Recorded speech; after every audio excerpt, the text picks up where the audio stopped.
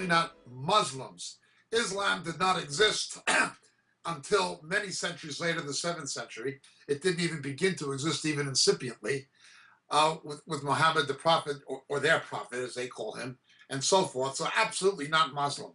Additionally, they were more than likely Medes from Persia, from Media, what had been Media Persia at the time of Jesus' birth, an area of Parthenia.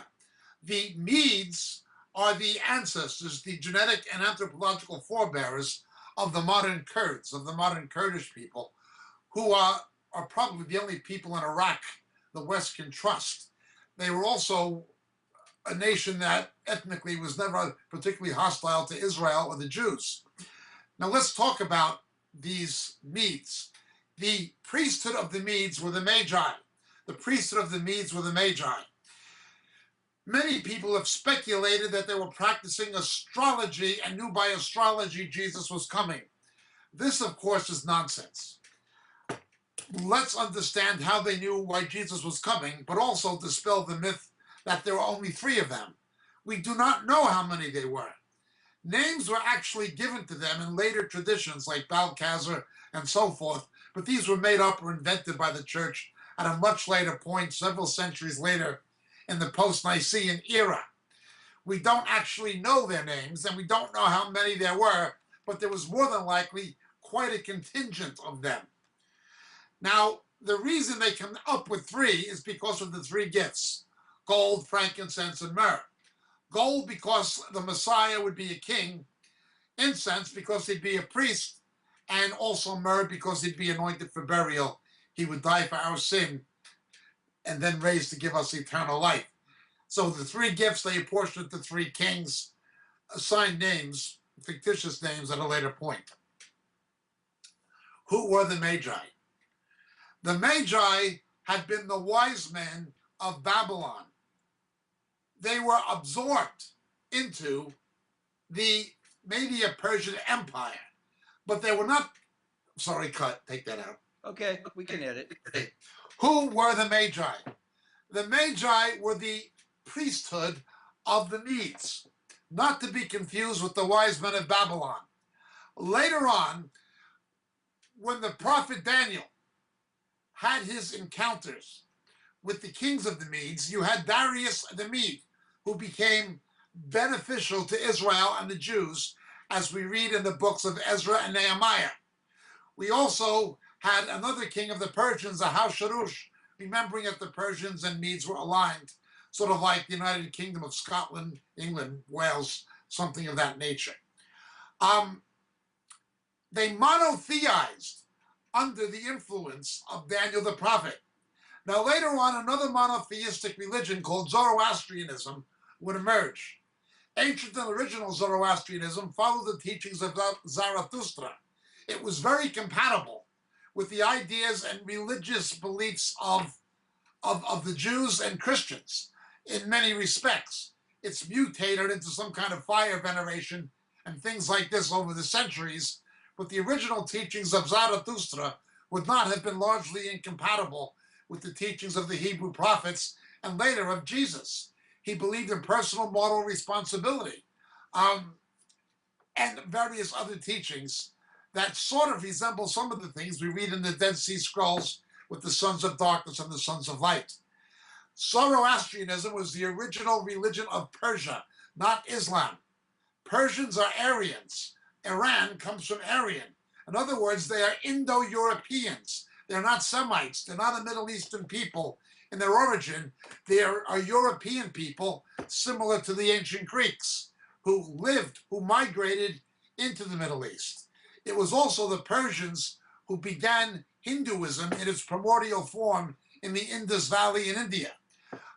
Hinduism was not an original belief system of India. It was brought there by Persians. But these Persians, at the time of Darius the Mede, became highly influenced by the Hebrew prophet Daniel, and also Shadrach, Meshach, Abednego, and others had an influence that theologically permeated the thinking of the Medes and of the Persians. They were taught the Hebrew scriptures by Daniel.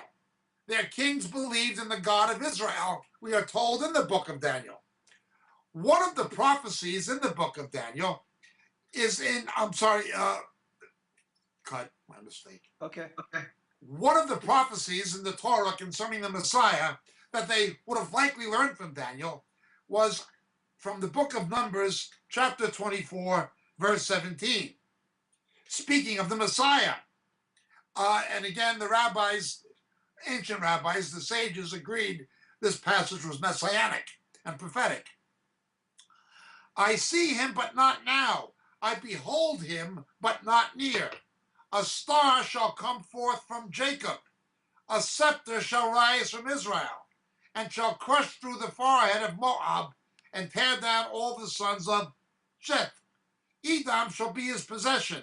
Seir, its enemies, also will be a possession, while Israel performs valiantly. One from Jacob shall have dominion, and will destroy the remnant from the city. Now, this is a prophecy, of course, about the second coming of Jesus, as well as his first. It's a prophecy of his second coming, as well as his first, similar to what we would see in Zechariah 12:10, similar to what we would see in Isaiah 61, verses 1 and 2. The passage is cut in half.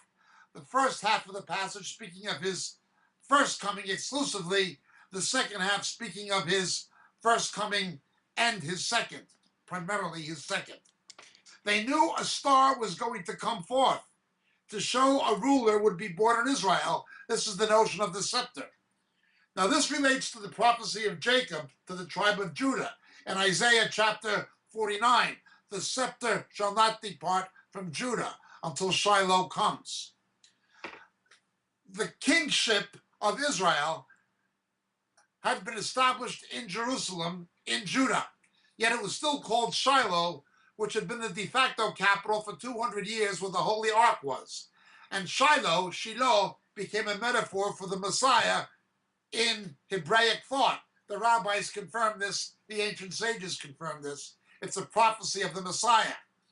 So the Messiah had to come, okay? But he would come, and then the scepter would depart from Judah.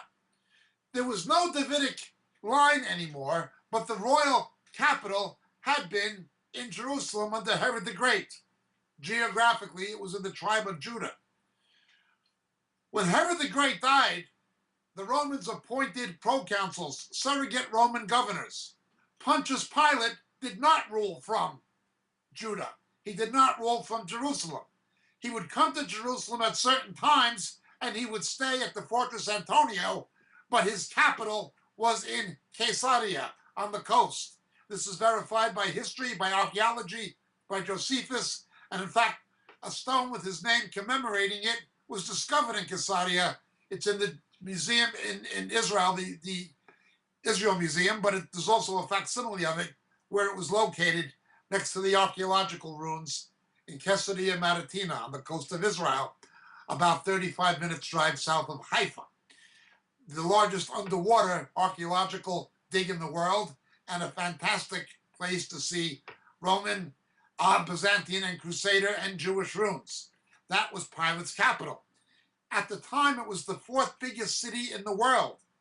After Rome, after Alexandria, and after, I believe, Antioch, it was the fourth biggest city. It was slightly larger than Athens had been. It was a huge, huge city with a Jewish population, but a massive Greco-Roman population. This was Pilate's capital. The scepter departed from Judah, so the Messiah had to come already. This was the idea of the scepter. So Herod begins freaking out. Herod the Great begins freaking out when the Magi come. And he begins freaking out for two reasons. First of all, Herod the Great is a major type of the Antichrist. We explain this in my book, Shadows of the Beast, and why he's so important in understanding the Pesher interpretation of Revelation chapter 12. I only mention that. You'll have to order the book, Shadows of the Beast. We can't go into it now for the sake of brevity. But he was an Idumean ethnically. He was an Arab. He was an ethnic Arab, but by religion he was a Jew, but culturally and politically, by citizenship, he was a Roman. The Romans considered him to be a Roman, the Arabs considered him to be an Arab, and the Jews considered him to be a Jew. This teaches something about the Antichrist and how the Antichrist is going to broker a false peace in the Middle East. He'll attempt to be as all things to all people. Everybody's going to think he's one of them, when in fact he's Satan's man, not man's. Nonetheless, this is Herod the Great. He represents the Roman government at this particular time. The scepter had not departed from Judah geographically as yet. However, the one rival in the East, not an overall rival for global domination, but a rival in the East to Rome, was the Parthians. They were the descendants of the Persians, or they were the Persians with a different name. Much the same as today, the Iranians are a Persian with a different name. A Parthian was a Persian with a different name. There was a Jewish community in Parthia at that time. We know this from the book of Acts, chapter 2, and from other sources.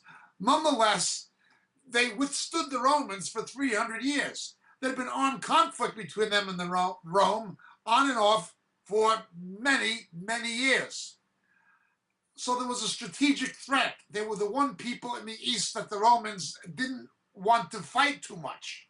It was certainly to the East, the Parthians were like the Celts were in the West. The Romans took England, except for the Celtic area of England, Cornwall. They failed to take Wales, even though they attempted to, and invaded it, and they built Hadrian's Wall across the English-Scottish border. They didn't want to fight with the Celts. They were too fierce. It wouldn't have been worth it. Even if they won, it would have been at too high of a cost. They called Ireland Hibernia, and the Romans said that the Irish Celts were people who all their wars were happy and their songs were sad. Things haven't changed much. But they didn't make a distinction between the Cornish, the Scottish, the Welsh, the Irish. They were all Celts to the Romans. They fought them when they had to, but didn't push their borders any further. It would have been too costly. Well, in the East, what the Celts were in the West, in the East, the Parthians, the Persians were. They fought them since the time of Alexander the Great. Persia had always stood as a threat. Always stood as a threat, even though Alexander the Great did beat them. They still emerged, and they confronted Rome for 300 years. So the fact that a contingent came from Parthia, that would have disturbed him as a Roman official. Secondly, again, he's a type of the Antichrist. The Romans proclaimed him to be King of the Jews. Hamelech Yehudim, King of the Jews. When the Magi come and say, where is he who has been born King of the Jews? Herod begins to twitch. He begins to freak out. He knew about the Messiah. He knew there were messianic prophecies. He asks the Levites to tell him, and they give him the prophecies of Micah chapter 5, verse 2, etc. The Magi came. How did they come? Were they practicing astrology? This is nonsense. There was a strong monotheistic influence in Persia and into Parthia because of Daniel and his comrades. Later, because of Esther and Mordecai, there was a strong Jewish influence. There had been a Jewish influence in Nineveh under the prophet Jonah, where these people came to see there was one God. Having learned the Torah from the Hebrew prophet Daniel and his colleagues, the royal priesthoods and the pagan priesthoods of the Magi, of the Medes, would have been aware of the messianic predictions. A star shall come from Jacob, a scepter shall rise from Israel, and he's going to all this conquest and so forth. They follow the star. They see this as a fulfillment of the prophecy.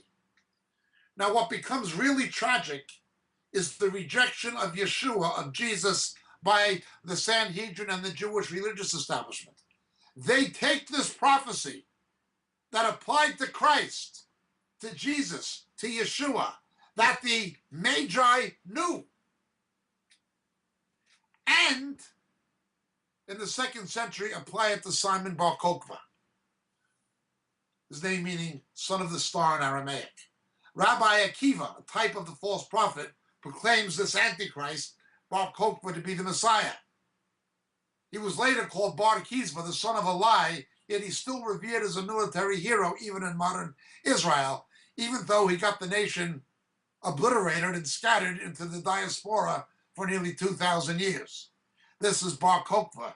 Because as the son of the star, they misapplied this prophecy to him. The Magi correctly applied it to Jesus. How many? We don't know. How many there were, we don't know. But it is poetic license to say there were 3 because they brought 3 kinds of gifts. There could have been 300. We just don't know. They may have even had some kind of an escort because they were going into Roman territory. We don't know. But the air of a potential strategic threat would have been there. The Romans were terrified of sedition. And remember, Herod was politically a Roman. They were afraid of any kind of a Jewish uprising. Later, Yeshua would be falsely accused of trying to supplant the position of Caesar by the Sanhedrin because the Sanhedrin knew Pilate would be coerced into executing him for it. Or Herod's the same thing. He's trying to protect Rome, but he's trying to protect his own position as the king of the Jews. This had nothing to do with astrology. It had to do with the fact that their forefathers, the priests of the Medes, that's who the Magi were taught the Hebrew scriptures by Daniel.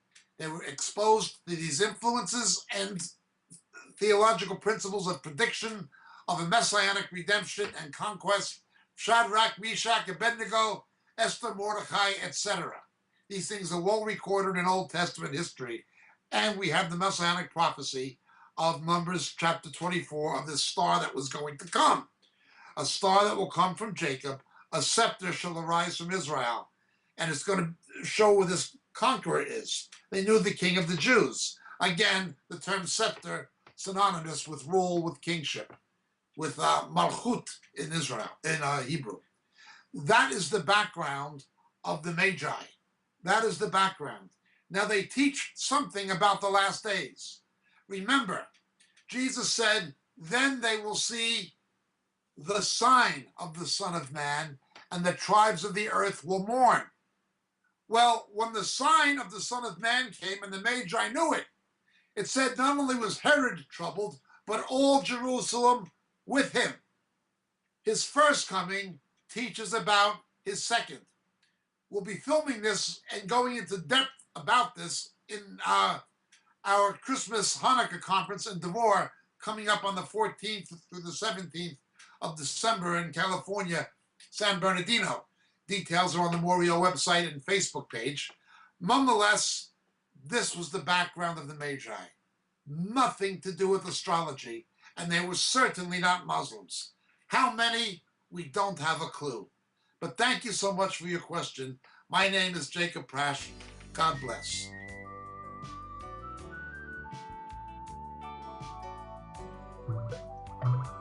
Blessings, dear friends. Greetings in Jesus. This is your friend Jacob Prasch speaking to you at the moment from the UK. You know, so many of the questions we get in our Roku broadcast and on our Vimeo clips and on YouTube deal with subjects that we deal with much more extensively in our books. We can't, for the sake of brevity, go into the kind of depth in a TV broadcast we can actually go into in a book. But so many of the questions come from material that are expounded in the books on a much more broader scale that it's almost frustrating sometimes that we can't spend hours and hours answering the questions that are given to us. Obviously, practicality dictates that's not a possibility. The books are there. They're available. They're available in print through the Moriel catalog on the Moriel website, moriel.org. But in this day of Kindle and electronic books, they're also available through Amazon, and they're available through Kindle. The 3 books that would be the most referred to in the questions we receive are the 3 latest books.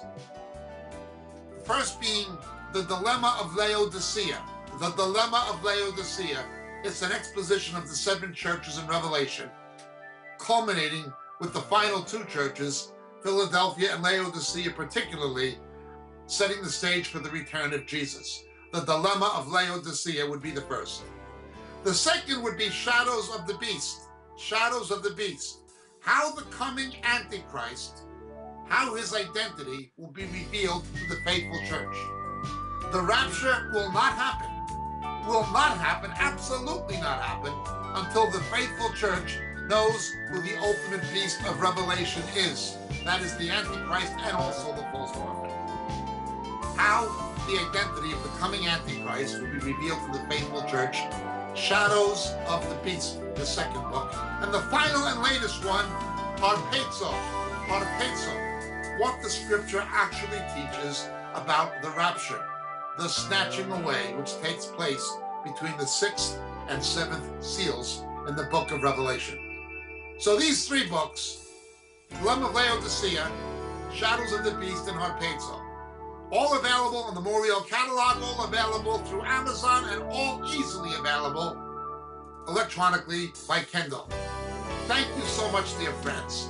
God bless, and Jesus be with you.